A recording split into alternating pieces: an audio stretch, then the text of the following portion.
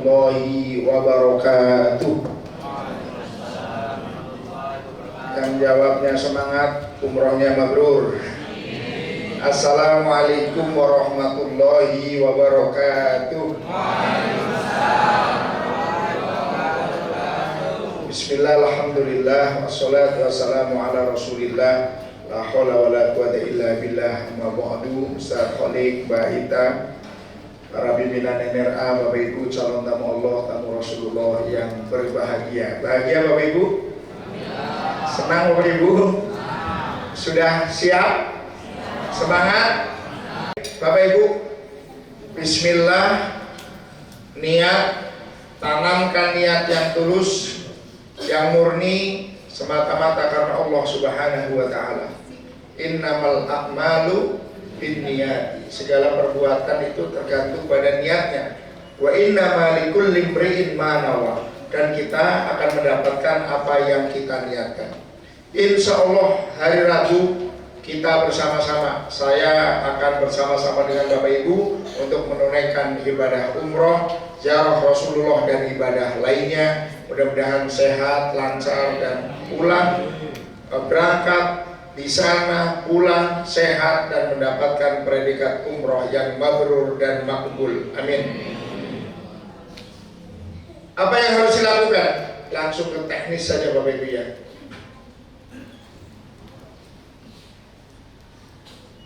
Besok hari Rabu kita jam 8.30 terbang. Kita masih ada 2 malam di tanah air. Yang harus kita lakukan, perbanyak istighfar, sholat sunnah taubat. Karena kita akan ke tanah suci.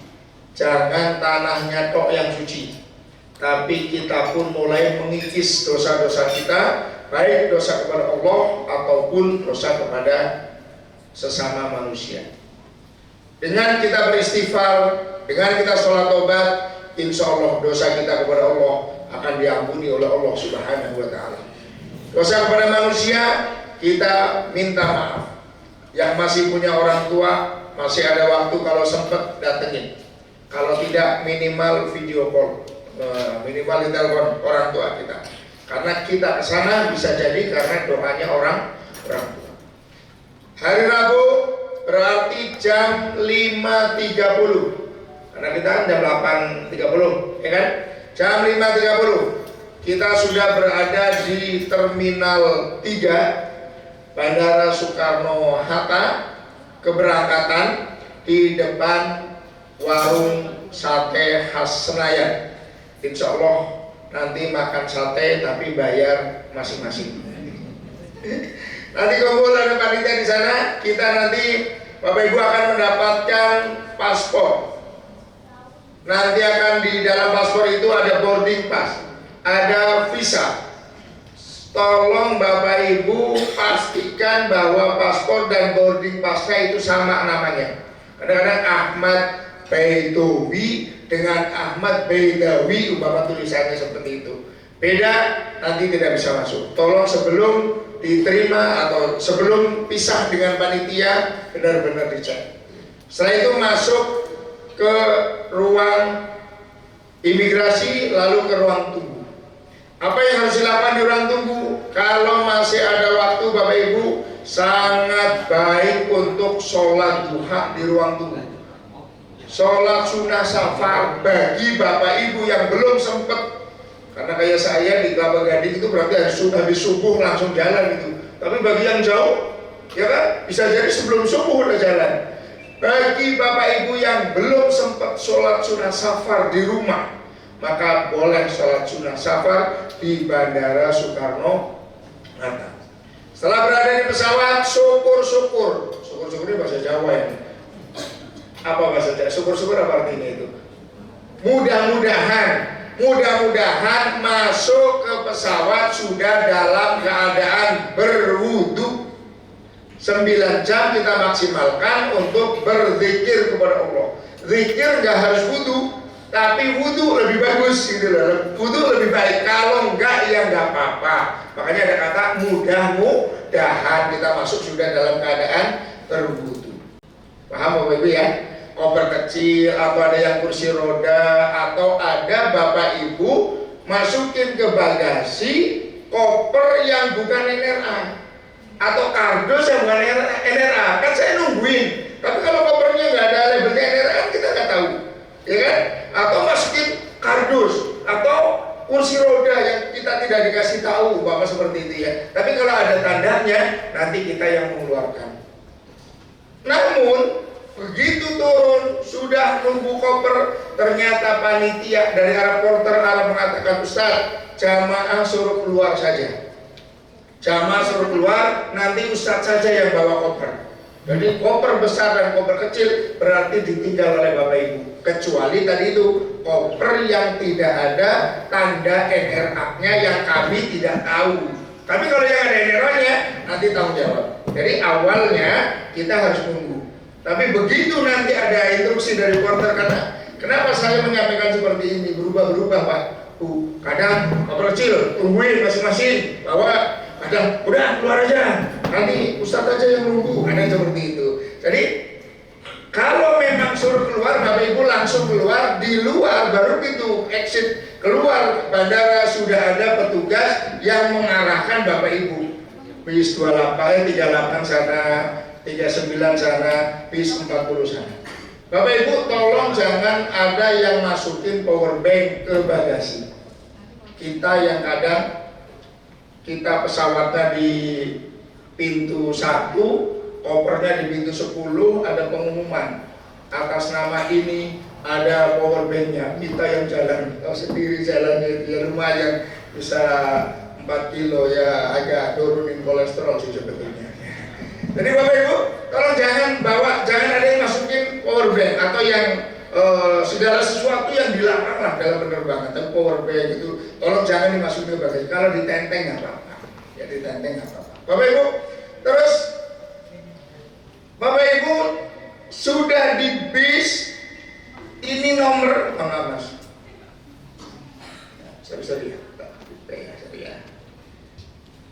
ini nomor bisnya.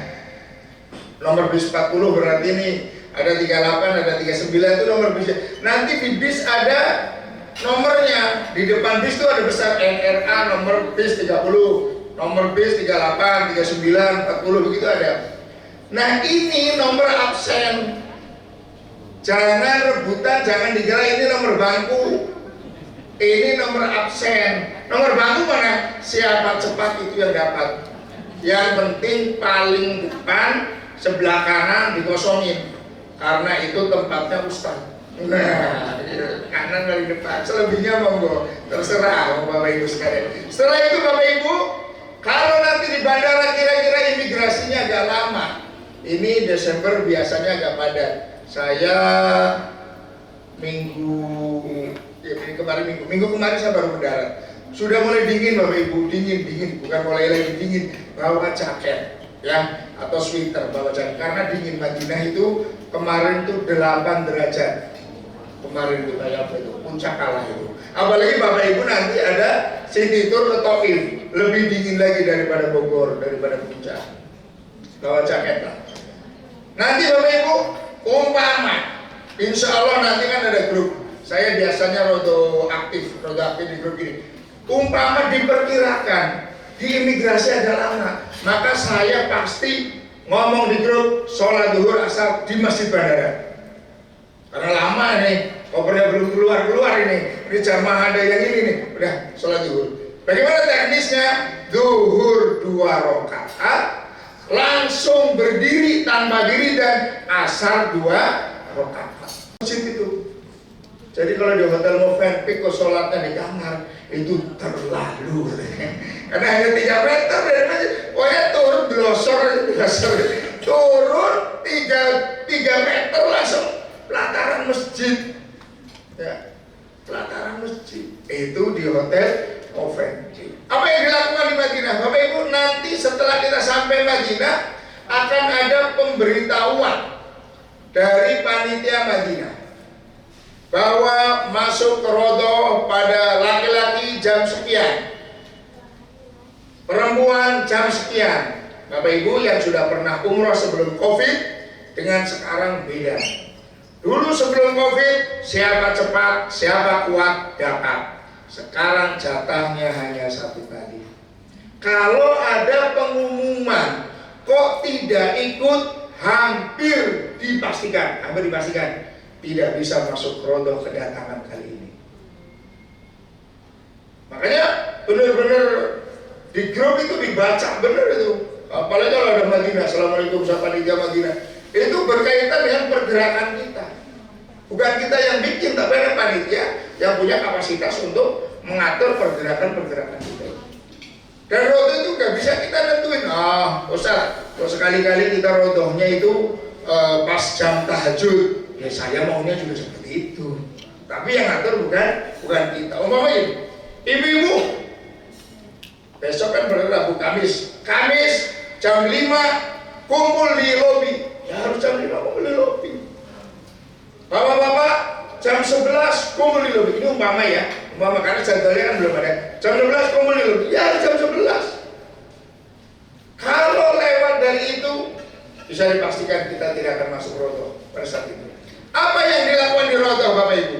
Masuk rodoh sekarang hanya 10 sampai 15 menit.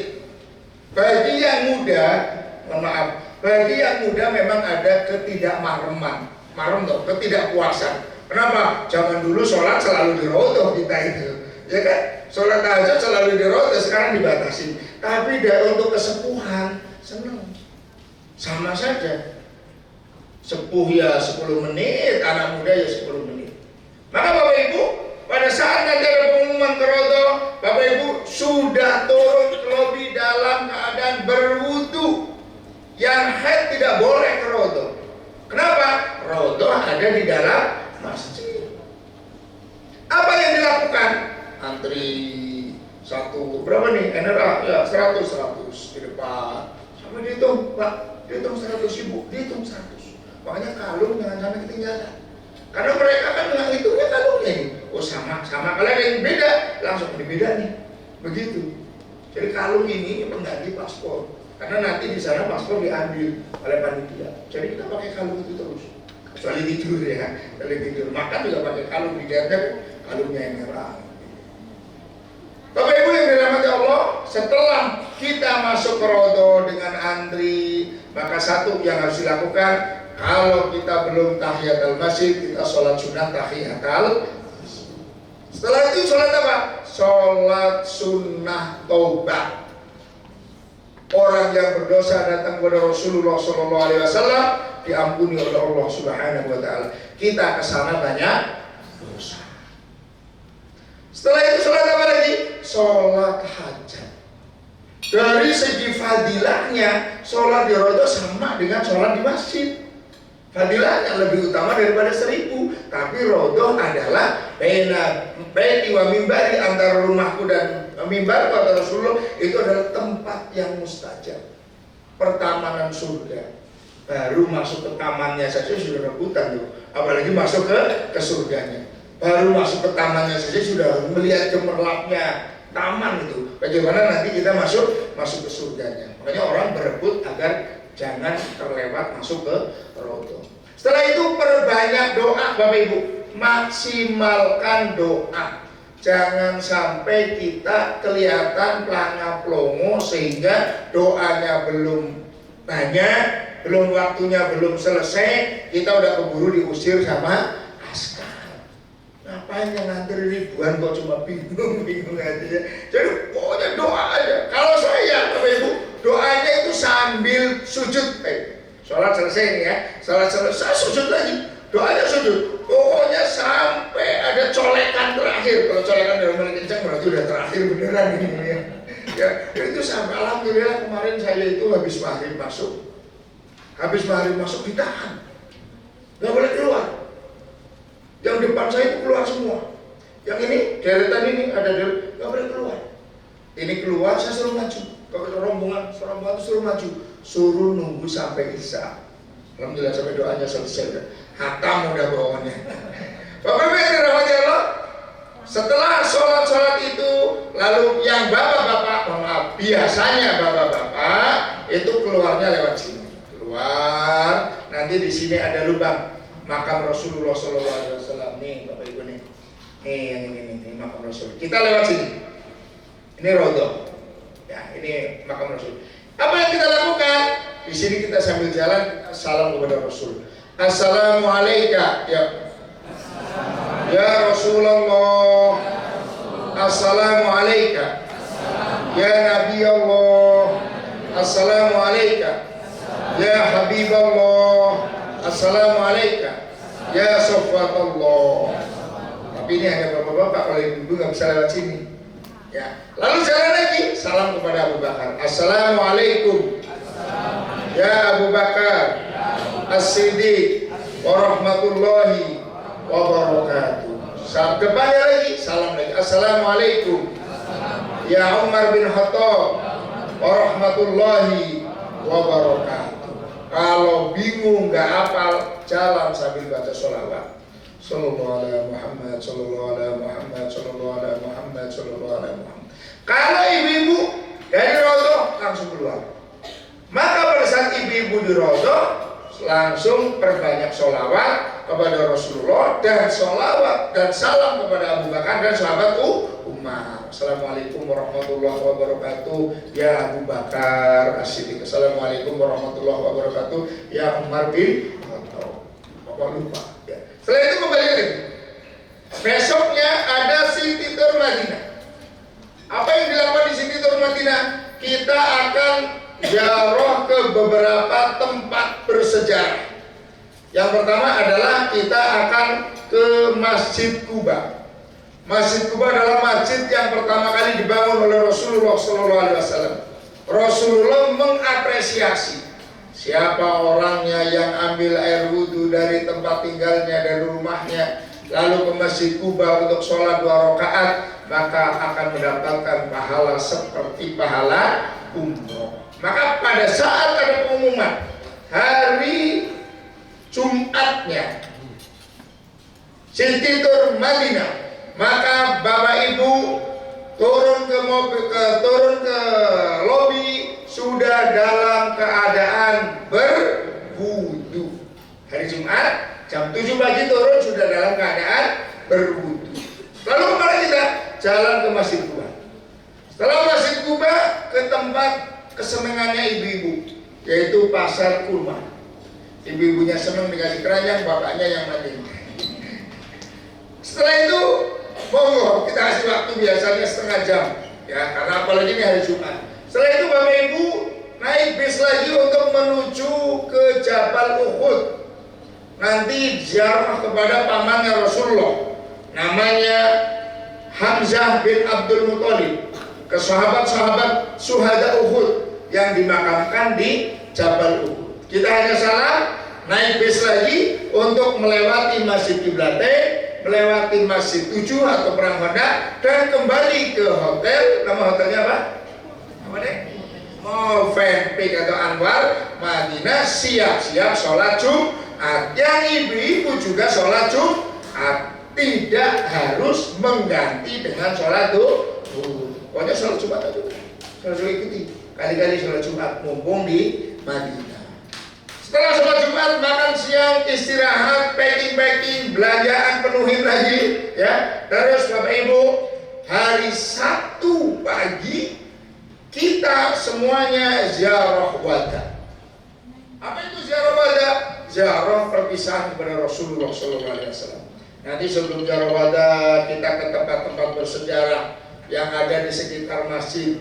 Ada ke tempat di mana Abu Bakar dilantik jadi khalifah, ke masjidnya Abu Bakar, Masjid Al-Umamah, lalu kita ziarah, kembali ke hotel.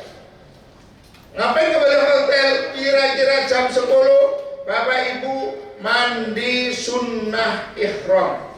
Bismillahirrahmanirrahim. Saya niat mandi sunnah ihram karena Allah. Mandi sunnah ihram sama dengan mandi wajib. Mandi haid, mandi junub, mandi nifas, sama prosesnya, cuma bedanya di niat. Niatnya saya niat mandi sunnah ihram. Mandi sunnah ihram, sebelum mandi sunnah ihram disunahkan untuk melakukan memotong dan membersihkan kuku. mandi, membersihkan anggota tubuh, memakai wewangian di badan. Rexona apa, silakan masih. Sebelumnya, ini kan masih sebelumnya. Terus, bapak-bapak sudah pakai kain ihram. Sudah pakai kain ihram, bapak ibu ke masjid. Cuma bapak-bapak sudah pakai kain ihram. Jadi malam Sabtu pada saat koper besar mau ditaruh di depan itu, kain ihramnya dikeluarkan. Karena kita jam 11 sudah pakai kain ihram. Setelah itu sholat sunnah duha, sholat sunnah hajat, nunggu adzan. Begitu dengar adzan, sholat sunnah qobliyah duhur. Setelah iqamah, sholat duhur berjamaah dengan imam masjid Nabawi, kita niat jamak takdim. Begitu imam salam, kita langsung berdiri lagi. Untuk apa? Sholat asar. 4 rakaat. Ya, duhurnya jamaah. Syukur-syukur yang bapak-bapak bisa bareng nanti. Bisa bareng, biasanya saya di pintu 328 karena kita di hotel kita pintu gerbangnya 328. Tapi kalau ibu kan nggak bisa. Di Madinah kan pisah bapak ibu. Kalau bapak-bapak, Pak, saya di pintu 328 ya. Nanti saya memposisikan diri di depan, bapak-bapak di shopnya. Begitu selesai, kita langsung bangun lagi. Imamnya ganti imam lokal. Ya, jadi duhurnya dengan imam Masjid Nabawi, asarnya dengan imam masjid lokal. Atau sendiri-sendiri kalau memang nggak ketemu temannya. Turun di masjid Bir Ali. Setelah turun di masjid Bir Ali, bapak ibu hanya sholat sunnah tahiyatul masjid. Sholat apa? Tahiyatul masjid. Setelah sholat sunnah tahiyatul masjid, kembali lagi ke bis. Kenapa nggak sholat sunnah ihram? Sholat sunnah ihramnya sudah ditarik di Nabawi, ya kan? Kenapa nggak sholat asar? Sholat asarnya sudah di jamak takdim, dan kadang kita nyampe ke Bir Ali belum asar. Makanya kita sudah tenang kalau sudah di jamak. Bapak ibu masuk ke bis, lalu melafalkan niat labbaik Allahumma umratan. Ya. Larang memotong kuku, mencabut rambut atau bulu yang ada di badan, memakai wewangian, menutup kepala bagi laki-laki. Kalau nanti bisnya atau keretanya dingin nggak boleh pakai horden. Ya, yang bapak-bapak ini nggak boleh menutup muka atau dalamnya telapak tangan bagi wanita. Nih, sini nggak boleh ketutup, sama wajah cadar nggak boleh. Terus berhias, memakai pakaian berjahit bagi laki-laki. Termasuk sekarang namanya orang kreatifnya luar biasa. Ustaz, kan yang nggak boleh berjahit. Sekarang ada celana dalam yang nggak berjahit. Ya kan, itu kan kreativitas orang. Pakai kain ihram itu 2 helai, atas dan bawah. Kalau pakai dalaman nggak berjahit berarti apa? 3 helai. Yang kedua, kalau nggak pakai madorotnya apa? Kalau nggak pakai ada madorotnya baru boleh, ada bahayanya baru boleh. Tapi kalau nggak pakai nggak ada bahayanya, oh ini karena kebiasaan saja, karena nggak biasa, nggak boleh. Ya, jadi itu. Bertengkar, berdebat, berkata porno, melakukan hubungan suami istri, mencabut tanaman, membunuh binatang. Ini larangan-larangan setelah kita mengucapkan labbaik Allahumma umratan. Kalimat yang paling disunahkan setelah kita labbaik Allahumma umratan adalah talbiyah. Labbaik Allahumma labbaik, labbaik la syarika laka labbaik, innal hamda wan ni'mata laka wal mulk la syarika lak.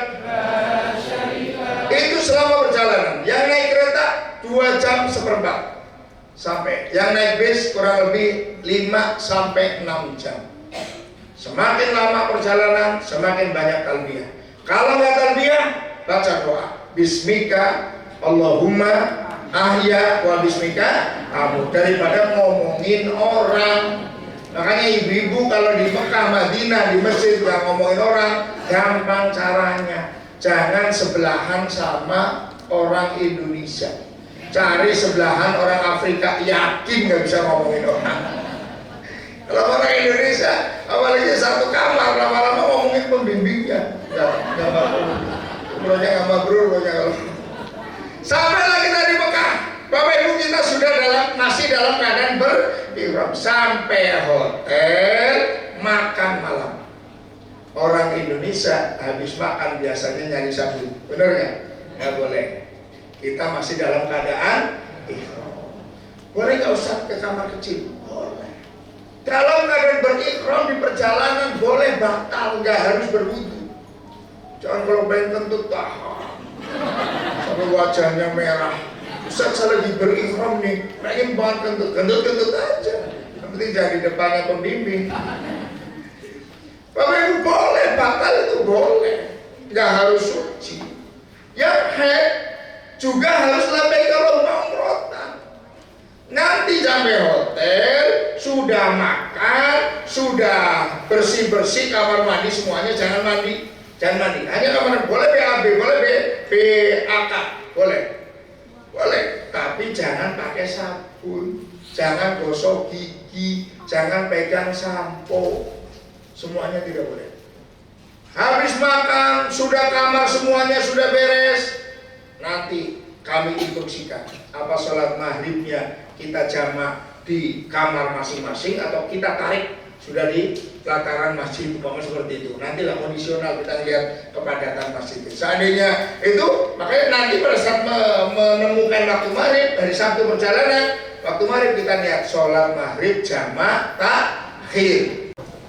Kadang ada orang ngotot baru di sofa itu udah selesai. Pasti itu dua pilihan.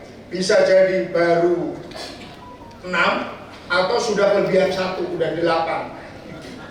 Karena pasti selesainya itu di bukit Marwah, nggak mungkin di bukit sofa itu selesai. Setelah selesai 7 kali, langsung tahallul. Maka Bapak Ibu bawa gunting. Biar apa? Biar cepat. Kalau sudah tahallul, semua yang dilarang semuanya sudah berlaku. Ini.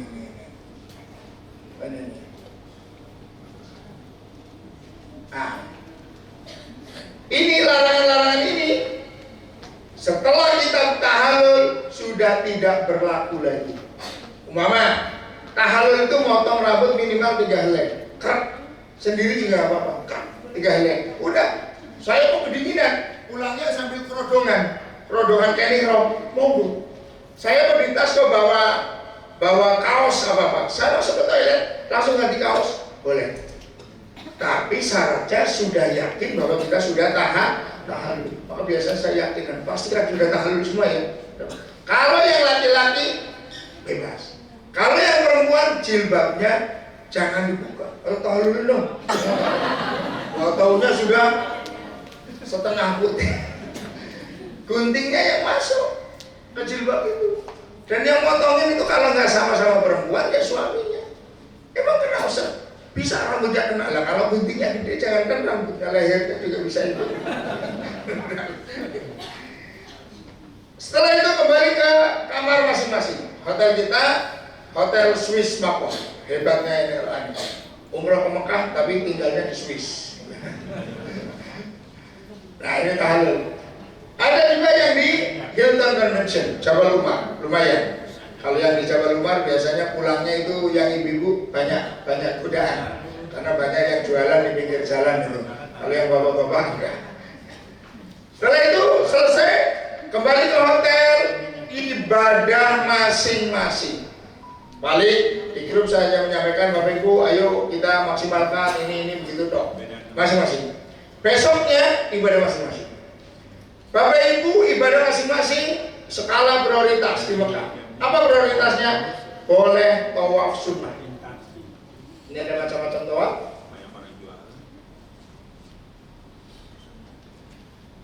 Ini tawaf rukun umroh yang tadi kita lakukan. Rukun umroh nggak boleh pegang Ka'bah, nggak boleh pegang makam Ibrahim, nggak boleh nempel-nempel, nggak boleh masuk ke Hijr Ismail pada saat kita dalam keadaan berikhram. Tapi ada tawaf sunnah. Tawaf sunnah itu tawaf apa? Tawaf mengelilingi Ka'bah 7 putaran dengan niat sunnah. Jadi yang tadi kan nggak pakai niat karena niatnya dari labbaik Allahumma umratan. Ini Pak sampai ke Hajar Aswad Dalam hati saya niat tawaf sunnah karena Allah. Yuk, saya niat tawaf sunnah. Bismillahirrahmanirrahim. Jalan. Ustaz, hafal doanya. Doa sebisa Bapak Ibu. Saya mau baca bismillah terus tawafnya, monggo. Saya mau baca alhamdulillah terus, monggo. Saya mau baca Rabbana Atina terus, monggo. Saya mau pakai bahasa Jawa, ya Allah, kula nyuwun, mugi-mugi, monggo. Karena doa yang ada di panduan itu hanya fadilah, keutamaan. Setelah itu malamnya, malam Rabu, kita akan tawaf wada. Tawaf wada, tawaf perpisahan. Setelah tawaf wada keluar masjid, nggak boleh masuk ke masjid lagi. Setelah tawaf wada, kok keluar masjid, nggak boleh masuk ke masjid lagi. Sholatnya di mana? Di pelataran. Di pelataran masjid. Jadi kalau masih kuat, biasanya tawafnya jam 3. Jam 3 pagi sampai subuh kuat, monggo sampai subuh. Tapi kalau habis tawaf kok, mohon maaf, pengen kamar kecil, keluar, nggak boleh masuk lagi. Jam 10 kita akan meninggalkan Makkahul Mukarramah untuk menuju ke Jeddah. Jam 19.45 kita terbang, kita akan mendarat di Bandara Soekarno-Hatta jam setengah 10. Lalu kita akan kembali ke rumah. Jangan lupa sampai rumah sholat sunnah mutlak 2 rakaat. Sholat sunnah 2 rakaat. Kalau sunnah 2 rakaat atau sujud syukur, berdoa, insya Allah kita mendapatkan predikat umroh yang mabrur, mabrurah, dan doa yang dikabulkan oleh Allah Subhanahu